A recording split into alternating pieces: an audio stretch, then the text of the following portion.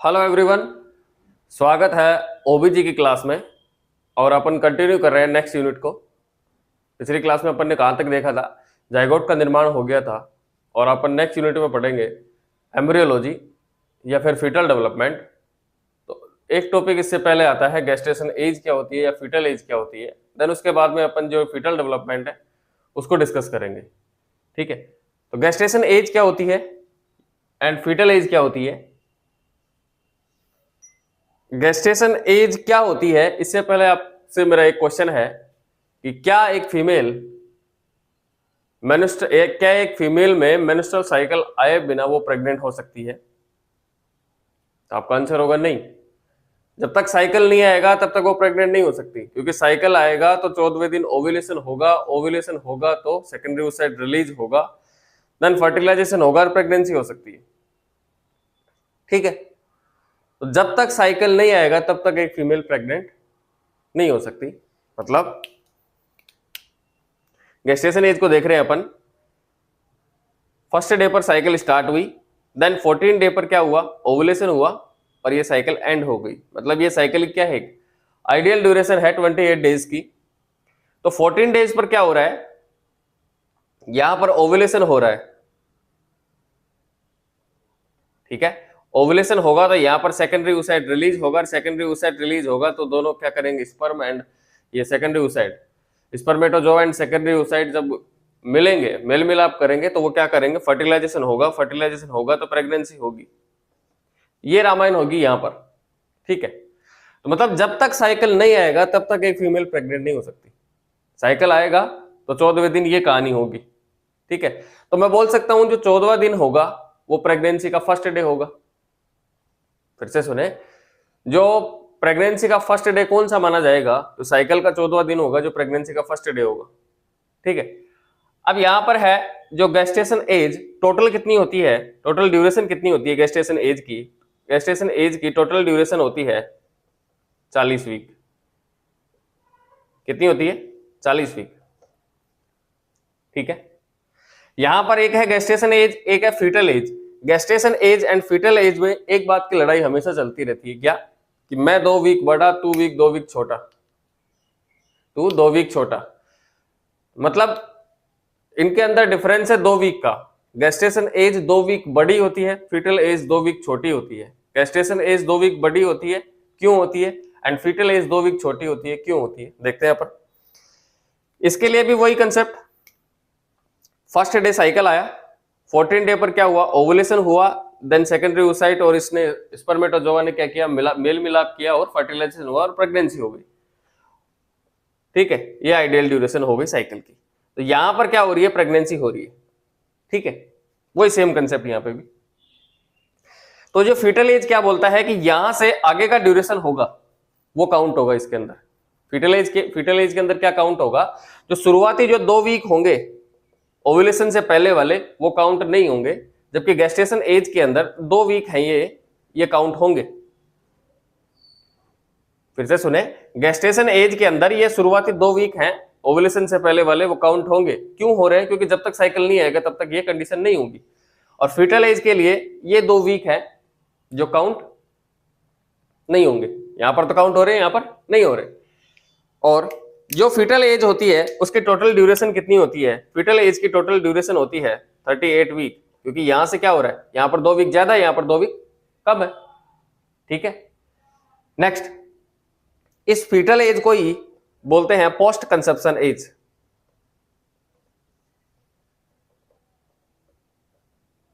Fetal age को ही क्या बोलते हैं, post conception age. Post conception age का मतलब क्या हुआ, कंसेप्शन वर्ड का मतलब आपको पता है क्या है, फर्टिलाइजेशन। फर्टिलाइजेशन मतलब फर्टिलाइजेशन होने के बाद की, पोस्ट मतलब बाद, फर्टिलाइजेशन होने के बाद की एज, मतलब किसको इंडिकेट कर रही है, फीटल एज को। ठीक है, कंसेप्शन का मतलब क्या हुआ, फर्टिलाइजेशन, और ये कहां पर हो रहा है, जब ओवुलेशन होगा तो इसके बाद की एज क्या होगी, फीटल एज। तो यहां पर क्या देखा अपन ने, जो गेस्टेशन एज होती है और फीटल एज होती है, इन दोनों के अंदर 2 वीक का डिफरेंस होता है। ठीक है, गेस्टेशन एज 2 वीक बड़ी होती है, टोटल ड्यूरेशन होता है 40 वीक का। फीटल एज 2 वीक छोटी होती है, टोटल ड्यूरेशन होता है 38 वीक का। और फीटल एज को दूसरे नाम से भी जाना जाता है, वो है पोस्ट कंसेप्शन एज। ठीक है, नेक्स्ट, अब यहां पर एग्जामिनर क्वेश्चन देता है, कुछ क्वेश्चन अपन देखते हैं एग्जाम्पल के लिए। जैसे क्वेश्चन के अंदर गेस्टेशन एज दी गई है और वो पूछेगा फीटल एज कितनी होगी। तो फर्स्ट क्वेश्चन जैसे कि गेस्टेशन एज दी गई है 38 वीक, तो यहां पर पूछ लिया फीटल एज कितनी होगी। सेकंड, जैसे कि फीटल एज दे रखी है तो गेस्टेशन एज पूछ सकता है। थर्ड, जैसे कि गेस्टेशन एज दे दी, यहां पर दे दिया सपोज 20 वीक और यहां पर दे दिया सपोज 26 वीक, तो फिर पूछेगा इसके अंदर पोस्ट कंसेप्शन एज क्या है।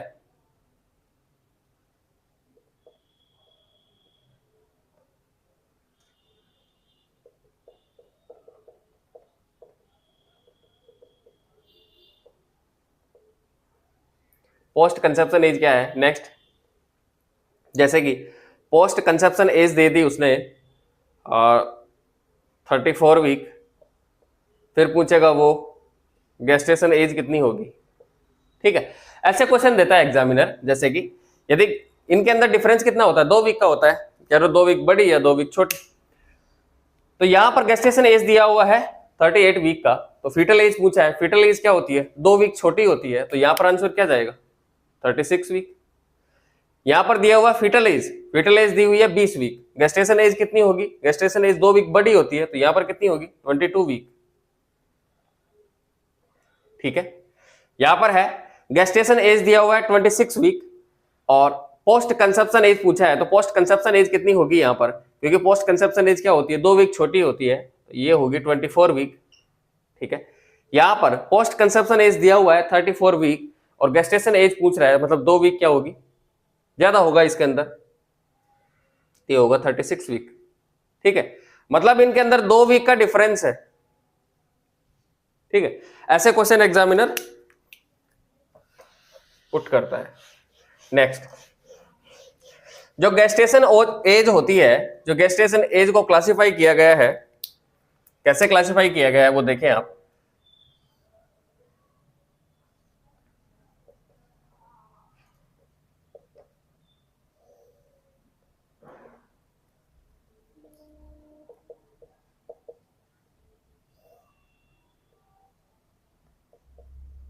गेस्टेशन एज की टोटल ड्यूरेशन कितनी होती है, 40 वीक होती है, और यहां पर इसको 3 भागों में क्लासिफाई किया गया है। 3 कौन कौन से, एक तो है प्री एम्ब्रियो,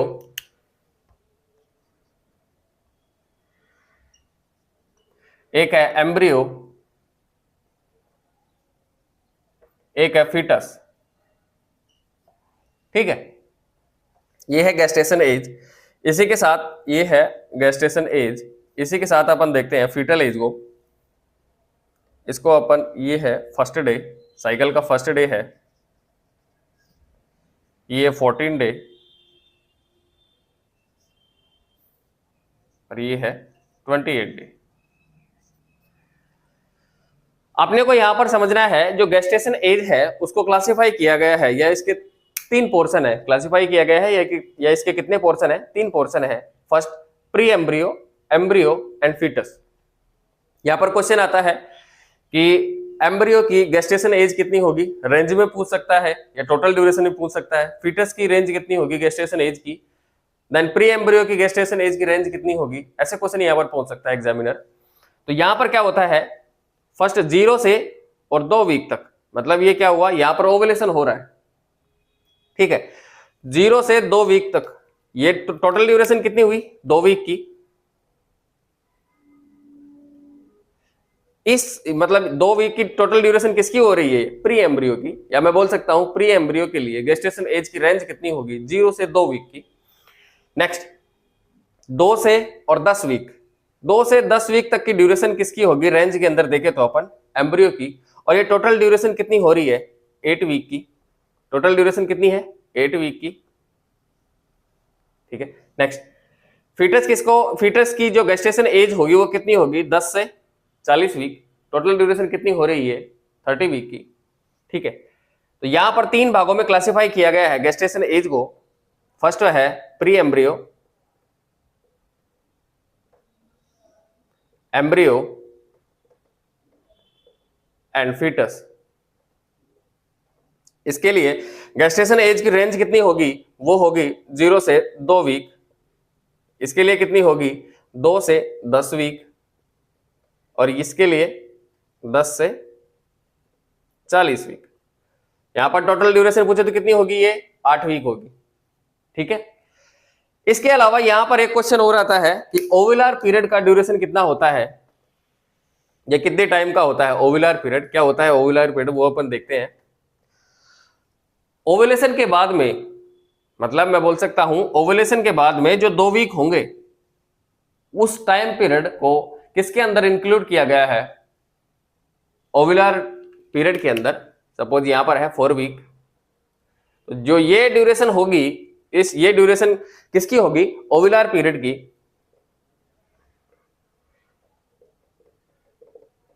ठीक है, ओव्यूलर पीरियड की ड्यूरेशन क्या होगी, 2 वीक की होगी।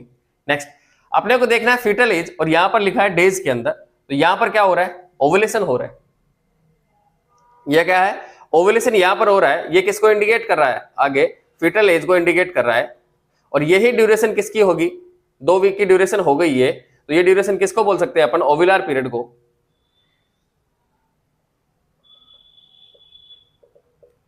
ठीक है। और ओव्यूलर पीरियड से क्वेश्चन आता है, एक क्वेश्चन आया हुआ है कि ओवम है जो एक फर्टिलाइज स्ट्रक्चर है या फिर अनफर्टिलाइज स्ट्रक्चर है। जो ओवम है, जो फर्टिलाइज स्ट्रक्चर है, पिछली क्लास में अपन ने देखा है, जैसे ही स्पर्मेटोजोवा सेकेंडरी oocyte के कांटेक्ट में आता है, ओप्लाज्म के कांटेक्ट में आता है, तो मेयोसिस सेकंड कंप्लीट होता है।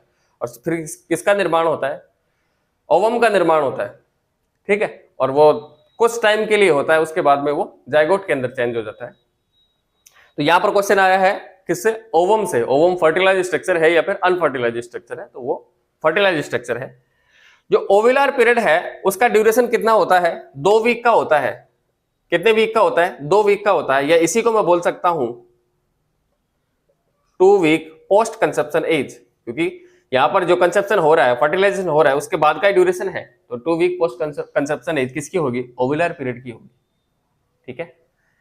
तो अपन ने यहां पर क्या देखा, सबसे पहले क्या देखा अपन ने, जो 2 पॉइंट थे अपने, गेस्टेशन एज और फीटल एज। तो गेस्टेशन एज के लिए क्या होता है, गेस्टेशन एज 2 वीक बड़ी होती है, फीटल एज 2 वीक छोटी होती है। क्योंकि यहां पर जो ओव्यूलेशन से पहले का पीरियड है, जो 2 वीक का टाइम पीरियड है, वो गेस्टेशन एज के अंदर काउंट होगा, फीटल एज के अंदर काउंट नहीं होगा। गेस्टेशन एज की टोटल ड्यूरेशन कितनी होगी, 40 वीक की होगी। फीटल एज की टोटल ड्यूरेशन कितनी होगी, 38 वीक की होगी। और जो फीटल एज है उसका अन्य नाम क्या है, पोस्ट कंसेप्शन एज। नेक्स्ट अपन ने देखा जो गेस्टेशन एज है उसके कितने पोर्शन है, 3 पोर्शन है, pre embryo, embryo and foetus. यहां पर प्री एम्ब्रियो के लिए गेस्टेशन एज की रेंज कितनी होगी, 0 से 2 वीक। और इसके अलावा जो एम्ब्रियो है उसके लिए गेस्टेशन एज की रेंज कितनी होगी, 2 से 10 वीक। और जो फीटस है उसके लिए गेस्टेशन एज की रेंज कितनी होगी, 10 से 40 वीक। यहां पर एक क्वेश्चन ये भी आता है कि जो एम्ब्रियो की टोटल ड्यूरेशन कितनी होती है, 8 वीक की होती है। ठीक है। और इसके अलावा अपन ने देखा जो ओव्यूलर पीरियड होता है, ओव्यूलर पीरियड का ड्यूरेशन कितना होता है, 2 वीक का होता है। और ये इसी को अपन क्या बोल सकते हैं, 2 वीक पोस्ट कंसेप्शन एज भी बोल सकते हैं इस ड्यूरेशन को भी। यहां पर अपन ने जो प्री एम्ब्रियो है उसको डिस्कस कर लिया पहले ही। यहां पर प्री एम्ब्रियो है उसको अपन ने पहले ही डिस्कस कर लिया है। मतलब कहां पर डिस्कस कर लिया अपन ने, क्योंकि यहां पर सेकेंड वीक मतलब 14वें दिन क्या हो रहा है, 14वें दिन ओव्यूलेशन हो रहा है। तो ओव्यूलेशन से पहले का जो भी काम है, जो भी कांड है, वो अपन ने कर लिया। ठीक है। ओव्यूलेशन से पहले का जो भी हो रहा है काम, वो अपन ने कर लिया। प्री एम्ब्रियो वाली जो स्टेज के अंदर जो भी हो रहा है, मतलब मेंस्ट्रुअल साइकिल अपन ने पढ़ ली, तो वो क्या हो गया, प्री एम्ब्रियो कंप्लीट हो गया। अब अपने को पढ़ना है एम्ब्रियो। और एम्ब्रियो के अंदर सबसे पहले क्या देखते हैं, डेवलपमेंटल डेज देखते हैं। और डेवलपमेंटल डेज के अंदर भी कुछ डेज होते हैं जिनके अंदर डेवलपमेंट देखने को मिलता है,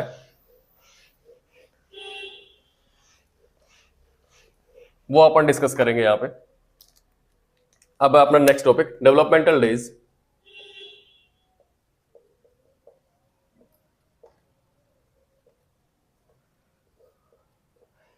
यहां पर उन डेवलपमेंटल डेज को अपन डिस्कस करेंगे जिसके अंदर ज्यादा ग्रोथ या फिर ज्यादा चेंजेस देखने को मिला है। ठीक है, जैसे कि फर्स्ट डे का डेवलपमेंट देखेंगे अपन, देन उसके बाद में अपन फोर्थ डे का डेवलपमेंट देखेंगे, उसके बाद में फिफ्थ डे का डेवलपमेंट देखेंगे, देन 8वें दिन का डेवलपमेंट देखेंगे और 12वें दिन का। ये जो डेवलपमेंटल डेज हैं वो अपन डिस्कस करेंगे। 5 डेवलपमेंटल डेज हैं वो अपन डिस्कस करेंगे, या फिर इसी को मैं बोल सकता हूं एम्ब्रियोलॉजी डिस्कस करेंगे, कैसे जाइगोट से फीटस का निर्माण होता है। ठीक है, तो यहां पर है फर्स्ट डे का डेवलपमेंट क्या क्या होगा। फर्स्ट डे का डेवलपमेंट क्या होगा, क्या क्या डेवलपमेंट देखने को मिलेगा फर्स्ट डे को। फर्स्ट डे के अंदर अपने को पता है यहां पर किसका निर्माण हो गया है, जाइगोट का निर्माण हो गया है। जैसे फर्टिलाइजेशन हुआ, फर्टिलाइजेशन के बाद में किसका निर्माण हो गया, जाइगोट का निर्माण हो गया। और जाइगोट कहां पर प्रेजेंट है, फैलोपियन ट्यूब के अंदर प्रेजेंट है, और फैलोपियन ट्यूब के अंदर भी एम्पुला पार्ट के अंदर प्रेजेंट है। ठीक है, तो मतलब फर्स्ट डे के अंदर क्या हो रहा है, जाइगोट है, और जाइगोट कहां पर प्रेजेंट है, फैलोपियन ट्यूब के अंदर प्रेजेंट है। ठीक है, और फैलोपियन ट्यूब के अंदर प्रेजेंट है, तो जाइगोट एक फर्टिलाइज स्ट्रक्चर है या फिर अनफर्टिलाइज, ये भी क्वेश्चन आया हुआ है। तो जाइगोट एक फर्टिलाइज स्ट्रक्चर है। कैसी स्ट्रक्चर है, फर्टिलाइज स्ट्रक्चर है। कहां पर प्रेजेंट है, ये फैलोपियन ट्यूब के अंदर प्रेजेंट है, और फैलोपियन ट्यूब के अंदर प्रेजेंट है तो वहां क्या कर रहा है भाई,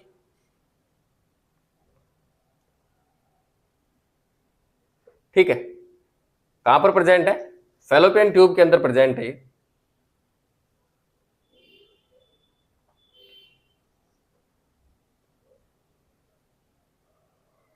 यहां पर ये प्रेजेंट है जाइगोट। ठीक है, अब जाइगोट यहां पर फैलोपियन ट्यूब के अंदर प्रेजेंट है, एम्पुला पार्ट के अंदर। तो इसको अब यहां पर इसको ग्रोथ करना है, तो आप जानते हैं ग्रोथ करने के लिए न्यूट्रिशन की रिक्वायरमेंट होगी। ग्रोथ करने के लिए न्यूट्रिशन की रिक्वायरमेंट होगी, और न्यूट्रिशन इसको कौन देता है, पिछली क्लास में भी देखा है अपन ने। जो यहाँ पर जो जाइगोट के अंदर पोलर बॉडी होगी, नंबर में कितनी होती है, 3, वो इसको न्यूट्रिशन देती है।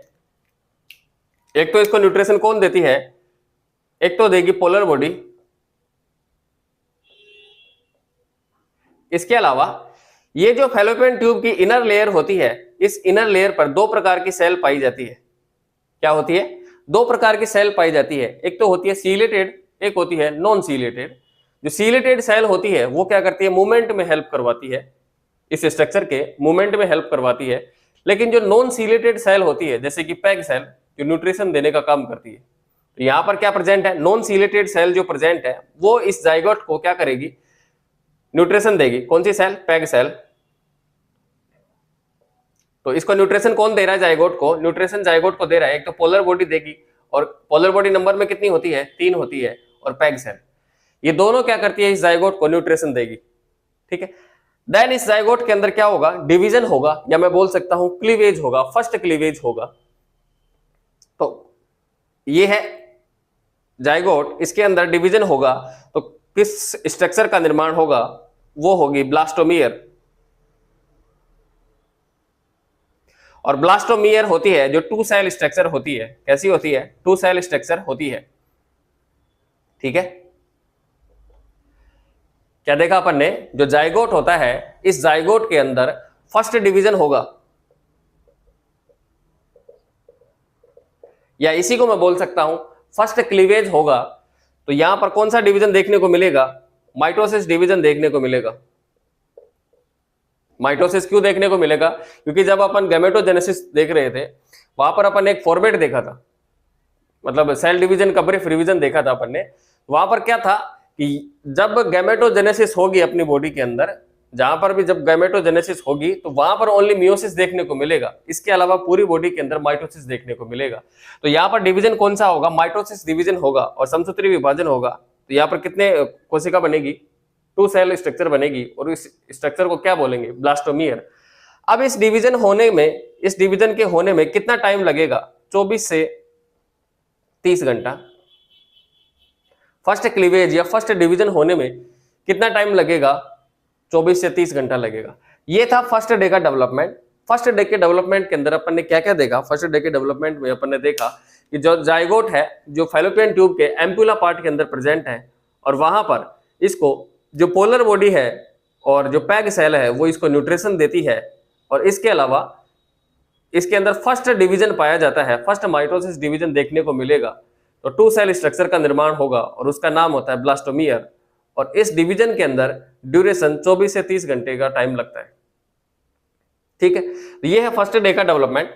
नेक्स्ट है इसके अलावा अपन सेकंड डे के डेवलपमेंट में क्या हुआ अपने को देखना है। वैसे आइडियली कितना, अब फोर्थ डे का डेवलपमेंट, लेकिन सेकंड डे के डेवलपमेंट में क्या हो रहा है, जो ये स्ट्रक्चर बनी है जाइगोट से 2 सेल स्ट्रक्चर बनी है, 2 सेल से फिर कितनी सेल स्ट्रक्चर बनेगी, 4 सेल स्ट्रक्चर बनेगी। तो 4 सेल स्ट्रक्चर बन रही है, तो मतलब यहां पर जो सेकंड क्लीवेज होगा वो कितने टाइम पर होगा, सेकंड क्लीवेज होगा जो 40 to 48 हार पर सेकंड क्लीवेज देखने को मिलेगा। क्या देखने को मिलेगा, यहां तक तो ये स्ट्रक्चर है, ये स्ट्रक्चर कौन सी है, ब्लास्टोमियर। यहां से जब सेकंड क्लीवेज होगा, तो सेकंड क्लीवेज होगा तो किसका निर्माण होगा, क्लीवेज कौन सा होगा, सेकंड, तो किसका निर्माण होगा, 4 सेल स्ट्रक्चर का निर्माण होगा। टोटल ड्यूरेशन कितनी लगेगी, 40 से 48 घंटा। नेक्स्ट, इसके बाद में जब थर्ड डिवीजन होगा, या मैं बोल सकता हूं थर्ड डे के अंदर क्या देखने को मिलेगा, जो यहां पर 4 सेल स्ट्रक्चर है, 4 सेल स्ट्रक्चर के अंदर थर्ड डिवीजन देखने को मिलेगा, और थर्ड डिवीजन या थर्ड क्लीवेज देखने को मिलेगा। तो यहां पर ड्यूरेशन कितना लगता है, 72 हार का लगता है। और कितने सेल स्ट्रक्चर बनती है, 8 सेल स्ट्रक्चर बनती है। ठीक है, क्या देखा अपन ने, जो सेकंड डे का डेवलपमेंट होगा उसके अंदर क्या देखा, जो यहां पर 2 सेल स्ट्रक्चर है, 2 सेल स्ट्रक्चर के अंदर सेकंड क्लीवेज देखने को मिलेगा, और सेकंड क्लीवेज देखने को मिलेगा तो 4 सेल स्ट्रक्चर का निर्माण होगा। और 4 सेल स्ट्रक्चर का निर्माण होने के लिए या होने में ड्यूरेशन कितना लगता है, 40 से 48 घंटा लगता है। नेक्स्ट, थर्ड डे के डेवलपमेंट में क्या होता है, जो 4 सेल स्ट्रक्चर बनी है इसके अंदर थर्ड क्लीवेज देखने को मिलेगा, और ड्यूरेशन कितना लगेगा, 72 हार का लगेगा। और कौन सी स्ट्रक्चर बनेगी, 8 सेल स्ट्रक्चर बनेगी। नेक्स्ट अपन देखते हैं फोर्थ डे का डेवलपमेंट।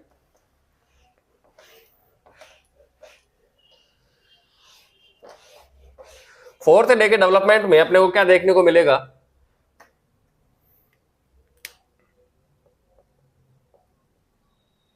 फोर्थ डे के डेवलपमेंट में ये सेल किस मैनर में बढ़ रही है। सबसे पहले जाइगोट है, जाइगोट से 2 सेल स्ट्रक्चर आई, देन 4 सेल स्ट्रक्चर आई, देन 8 सेल स्ट्रक्चर आई। यहां तक तो अपन ने देख लिया थर्ड डे के डेवलपमेंट तक। इसके बाद में 16 सेल स्ट्रक्चर आएगी, कौन सी, 16 सेल स्ट्रक्चर आएगी, देन 32, देन 64, ऐसा ये चलती रहेगी। तो यहां तक अपन ने देख लिया। इसके बाद में है 16 सेल स्ट्रक्चर। जैसे ही 16 सेल स्ट्रक्चर बनेगी, इसका नाम होगा मोरुला। ठीक है, 16 सेल स्ट्रक्चर है, उसका नाम क्या होता है, मोरुला होता है। कितनी सेल स्ट्रक्चर होती है, 16 सेल स्ट्रक्चर होती है। कैसे दिखती है ये,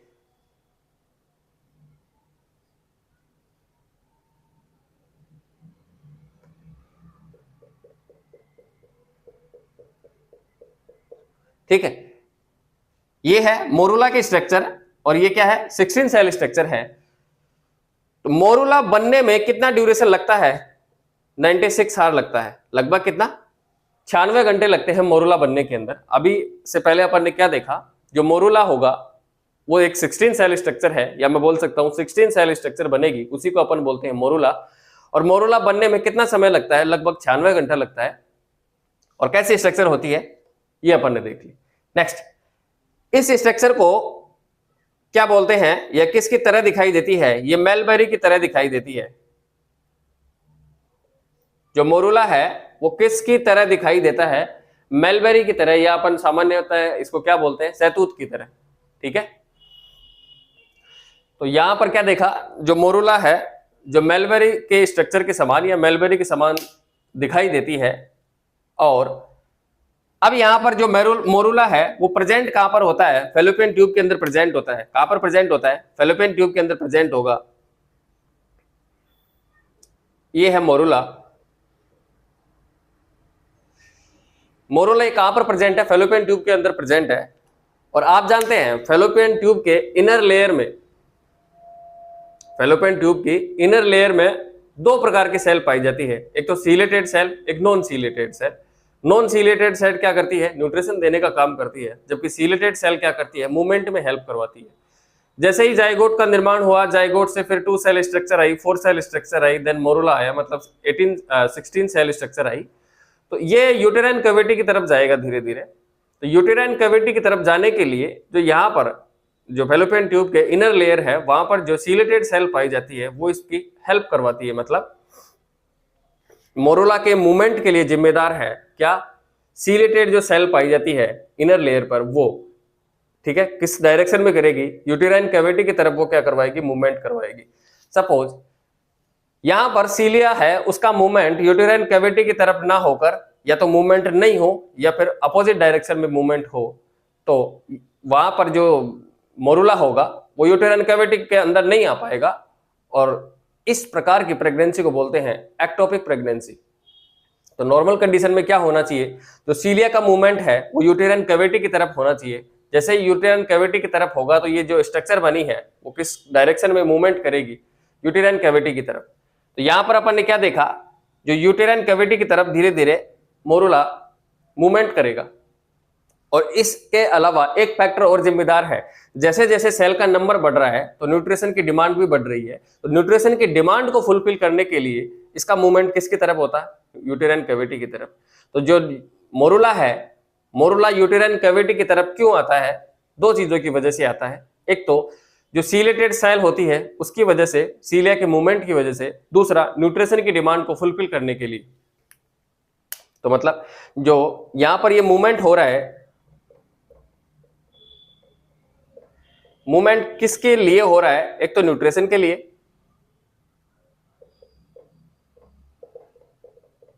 दूसरा